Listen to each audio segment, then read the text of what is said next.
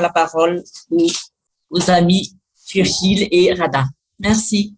Je suis très content, moi, d'être, même virtuellement, mais d'être avec mon ami Rada pour modérer cette session orientée océan Indien, puisque en partie, du moins, puisque il y a deux projets portés sur la zone, et puis c'est Michael qui va ouvrir la session avec quelque chose de plus étendu, puisqu'il s'agit d'un projet de monitoring des maladies pulmonaires à domicile. Donc, je te laisse la parole, Michael, pour nous présenter ce projet. Donc, je vous présente un projet dont j'avais parlé à la dernière réunion présentielle à La Réunion.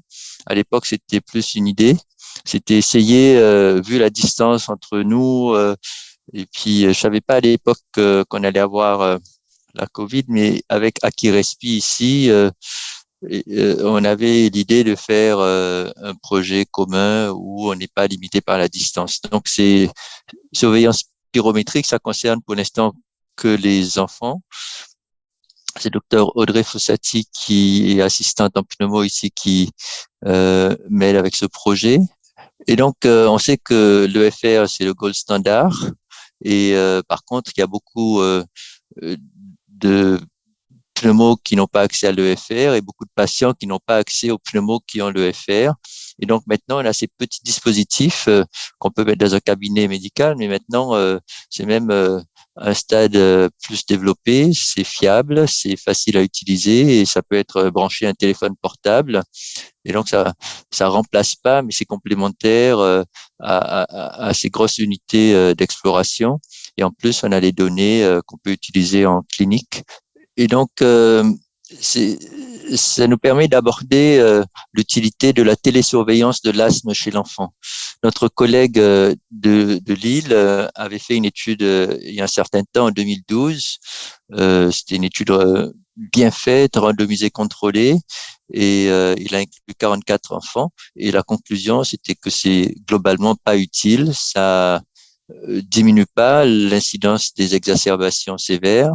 Ça diminue pas les consultations médicales imprévues, ça diminue pas les hospitalisations chez ces patients qui ont un asthme sévère. Donc ça, c'est très décourageant, mais on a voulu quand même ne pas laisser tomber le projet et puis essayer de voir les choses sous un angle différent. Et donc, on a étudié le problème et on s'est rendu compte que pour ces asthmes sévères, selon cette étude de Brouwer publiée en 2006, c'est une étude néerlandaise, il dit que les enfants, en fait, asthme sévère, il n'y a pas qu'un profil, il y a 4 profils. Et ça dépend du souffle et ça dépend des signes cliniques. Et donc, ici, sur ces schémas, en haut, vous voyez la courbe qui varie. Et c'est la courbe de signes cliniques, et quand ça baisse, c'est pas bon. Et sur la même graphique, vous voyez des triangles blancs et noirs, c'est le souffle, et quand ça monte, c'est pas bon. Donc, en quelque sorte, quand les deux se rejoignent, ça veut dire que il y a des signes cliniques et une aggravation du souffle. Et donc, on décrit 4 profils. Le bon percepteur, donc il y a des signes cliniques et le souffle n'est pas bon. Deuxième profil, le mauvais percepteur, c'est celui qui ne déclare pas de signes cliniques, c'est juste en bas, à gauche, alors qu'il y a régulièrement des anomalies de la fonction pulmonaire. Ensuite, le percepteur anarchique en bas à droite, c'est-à-dire qu'il y a toujours des signes cliniques, le patient consomme beaucoup de ressources médicales, va souvent voir le médecin, prend beaucoup de traitements, mais le souffle ne bouge pas. Et quatrième profil, c'est un peu un mélange de tout ça, c'est anarchique. Et donc, effectivement, si on met tout ça ensemble et on étudie la consommation de médicaments, la visite chez le médecin, etc., c'est sûr que ça, c'est un amalgame et donc il y a peut-être pas de différence significative. Et donc, l'idée, c'est de dire il faut vraiment prendre le temps de phénotyper ces patients. Et la télémédecine nous permet de faire ça. Donc, c'était ça un peu le but principal du projet. On prend des asthmes sévères, souvent des enfants de 6 ans à 18 ans, on les équipe ceux qui ont un téléphone bien sûr et qui sont connectés à Internet, qui ont un Bluetooth, et puis on les équipe avec un dispositif d'abord un dispositif du souffle, mais aussi, et plus tard, on a ajouté la saturation. Et puis, on a aussi regardé un petit peu. Donc, l'idée, c'est de voir si on pouvait caractériser facilement le profil de Brewer. Et deuxièmement, on voulait voir par rapport au contrôle de l'asthme, le traitement, la variation spirométrique et la satisfaction patient, si c'était utile d'utiliser ces dispositifs. Et donc, voilà comment ça se passe. Il y a 98 de saturation ici, 71 de fréquence cardiaque. Il y a aussi en fonction du temps, à gauche, vous avez les variations du souffle. Regardez la deuxième courbe. La séparation entre le blanc et le rose, c'est moins 30% de souffle. Donc, quand on passe dans le rose, c'est que le patient a perdu 30% par rapport à son meilleur souffle.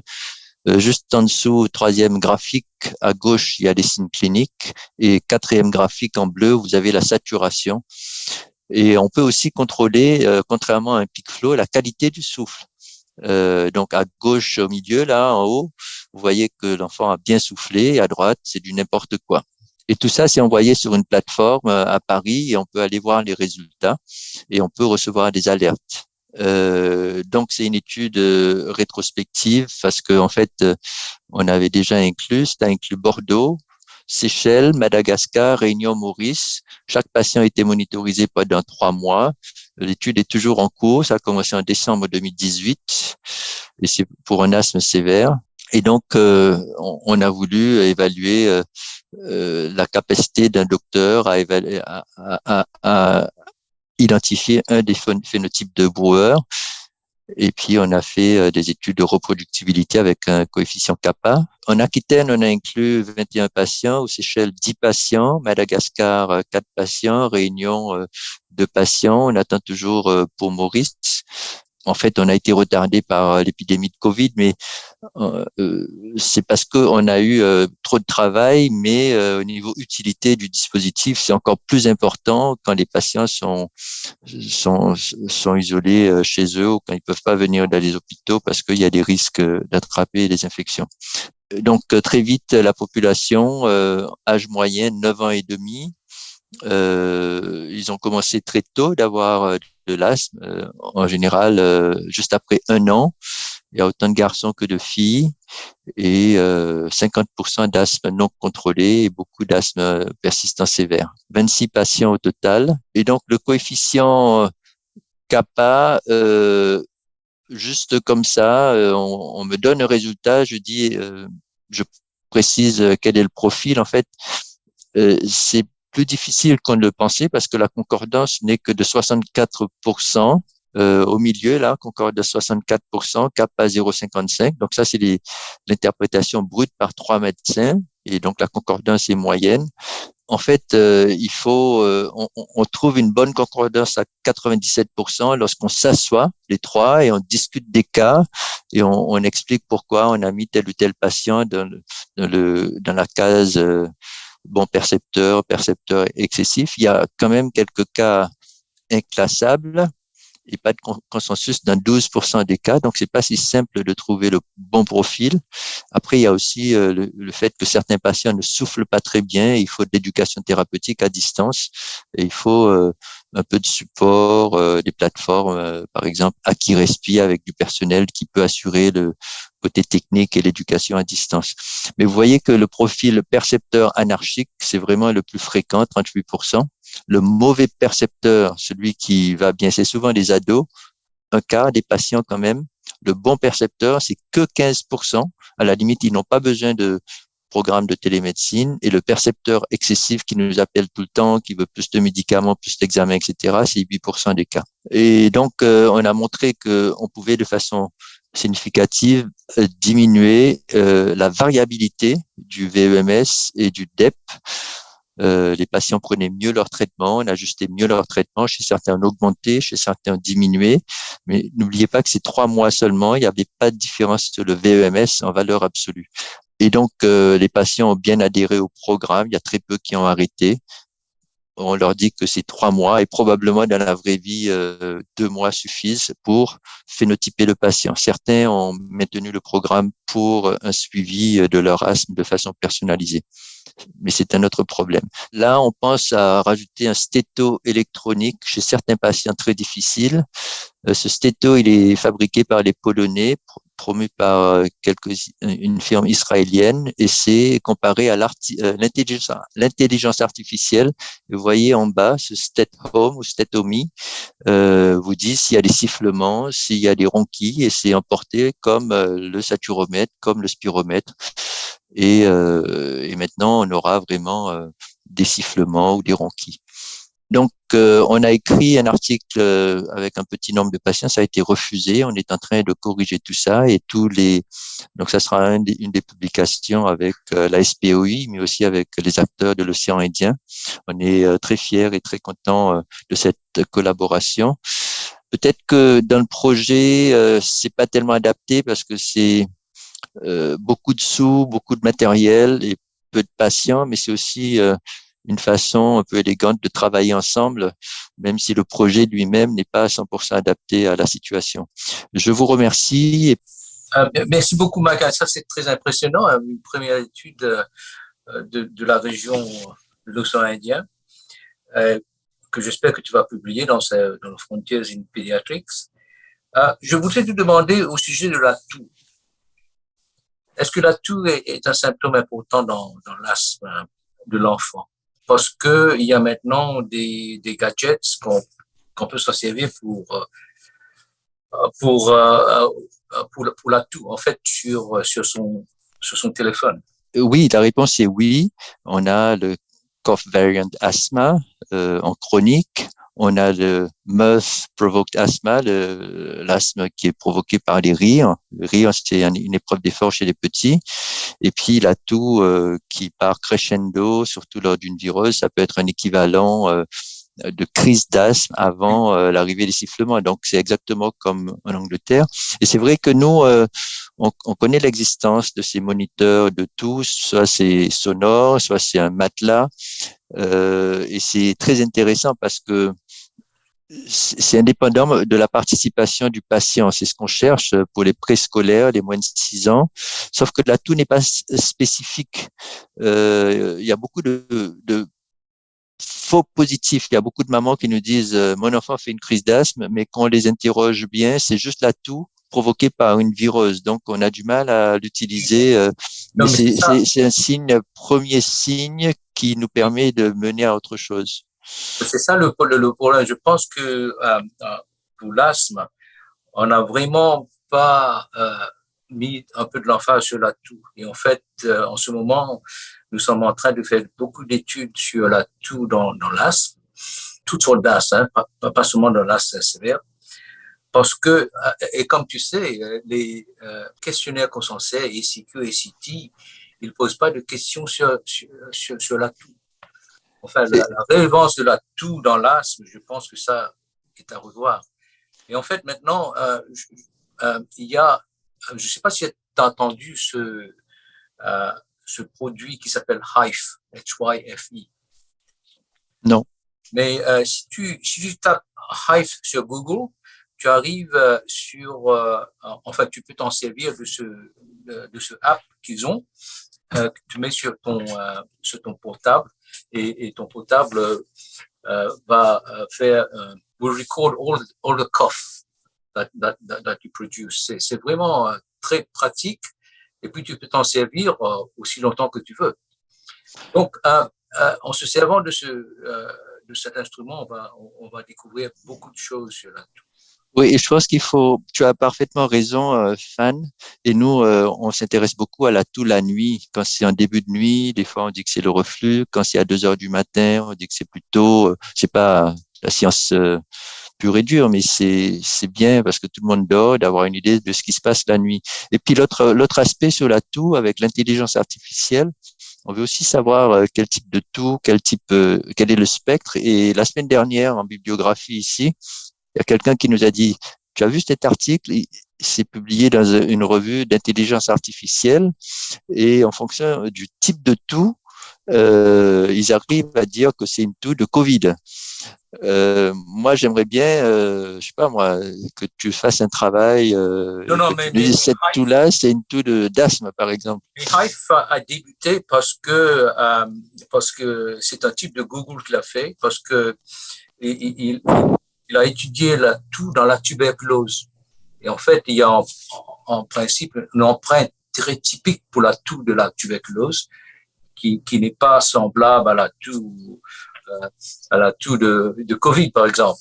Et en fait, oui, le truc de la toux de Covid, ça, je l'ai entendu, mais j'ai pas vu le papier qui a été publié là-dessus. Mais c'est probable, je sais pas. C'était de style 85% Oui, oui. de valeur prédictive positive. Oui, oui. Alors, avec ce truc de Hive, ils se sont servis de artificial intelligence pour diagnostiquer la toux. En fait, ils ont enregistré environ 1 million de toux pour faire ce travail. Je pense que l'intelligence artificielle et machine learning, enfin, la toux est très bien pour ça parce que c'est quelque chose de répétitif que la machine peut manier, reapprendre. Et je suis sûr que dans l'avenir, ça va nous aider beaucoup. Hein. Alors, je sais pas si ça t'intéresse. Je connais Peter Small, qui était un ancien professeur de médecine à New York, qui est le CEO de cette compagnie. Mais c'est pas une compagnie, c'est une compagnie scientifique en fait. Donc, ils sont en train de travailler sur la toux. Utiliser le diagnostic de la toux pour certaines maladies, mais aussi pour le comptage de la toux, etc. Intéressant. Si ça t'intéresse, je peux te... Mais là, je suis en train de valider le stéto électronique avec les Polonais. Il nous faut un petit peu de temps, peut-être 6 mois. Et puis, on va l'intégrer. Ce qui est intéressant, c'est de voir s'il y a une relation entre les deux. Enfin, un sifflement qui vient et puis la toux qui vient après ou bien avant, etc. Oui, le truc, c'est que nous, on a une plateforme où on a tous les signes cliniques, la saturation, le VEMS et tout ça. Et même pour le stéto électronique, j'essaye de leur dire d'avoir tout sur la même plateforme, mais ils veulent pas trop. Ils ont dit on a déjà dépensé beaucoup et donc il faut qu'on jongle avec 3 plateformes et qu'on essaye de voir la corrélation. Mais ouais, je vais rester attentif par rapport à cette histoire de tout. Ouais. Parce que ça peut être un outil pour nous, c'est simple. Si ça marche sur un téléphone portable, ça peut. C'est vraiment une des solutions parce que tous ces dispositifs, un spiromètre que je vous ai montré, ça coûte plus de 100 €, un saturomètre 50 €, le stéto électronique c'est 100 € par an et tout ça. Donc, si on peut avoir un monitoring de tout sur son téléphone portable gratuit, ça sera très bien. Bien. Chantal, tu avais une question? Oui, j'ai un commentaire. Je vais pas être trop longue, mais bravo tout d'abord Mike pour avoir réussi à mener à bien cette étude. Hein. Quand tu m'avais contacté pour avoir un peu les noms des différents centres, moi je m'étais dit mais là c'est bien, même s'il n'y a pas beaucoup de patients, je trouve d'avoir fait l'effort de ce travail collaboratif. Et puis c'est hyper intéressant parce que moi j'avais testé ça avec la prison ici. Justement pour les prisonniers qui sont en UHSI et où effectivement au lieu de les déplacer à la consultation de pneumo, il y a un stéthoscope électronique, un spiromètre et puis voilà. Donc je pense que compte tenu un peu de nos modalités d'organisation avec l'éloignement et puis on a tous je pense des dépendances, des endroits où il n'y a pas forcément de médecin, à mon avis l'évaluation de ce type de dispositif ça va être l'avenir, hein. Ça c'est sûr. Moi, je reviens sur le commentaire de Fan pour la toux. Moi, je suis persuadée qu'il y a un toux équivalent d'asthme. Hein. Moi, j'arrête pas de l'enseigner aux étudiants et je trouve qu'il y a pas mal de patients qui viennent à la consultation et qui viennent pour des problèmes de toux et certains d'entre eux ont quand même un asthme. Donc, je pense que ça, c'est vraiment intéressant. Il y a quelques années, on avait travaillé avec une boîte israélienne. Il y a plus de 10 ans, ils essayaient de valider un dispositif d'enregistrement de la toux. C'était assez compliqué. Maintenant, quand on voit ce qu'on peut faire avec un smartphone, on se dit effectivement peut-être que ça sera l'avenir des patients qui enregistrent leur toux et qui viennent à la consultation. Parce que parfois, quand ils viennent à la consultation, ils ont plus de symptômes et on a envie d'entendre ce qui se passe, combien de temps ça dure, les salves de toux. Et si ça peut faire comme pour les consultations de dermatologie où les patients ils prennent en photo quand ils ont une manifestation cutanée, ils viennent voir le médecin. Au moins, ça objective Donc, je pense qu'il y a quand même beaucoup de développement probablement qu'on va avoir. En tout cas, j'ai trouvé cette session tout à fait, cette présentation tout à fait passionnante. Mais sur la toux, c'est vraiment, moi, je pense qu'il y a une toux équivalent d'asthme. Moi, je suis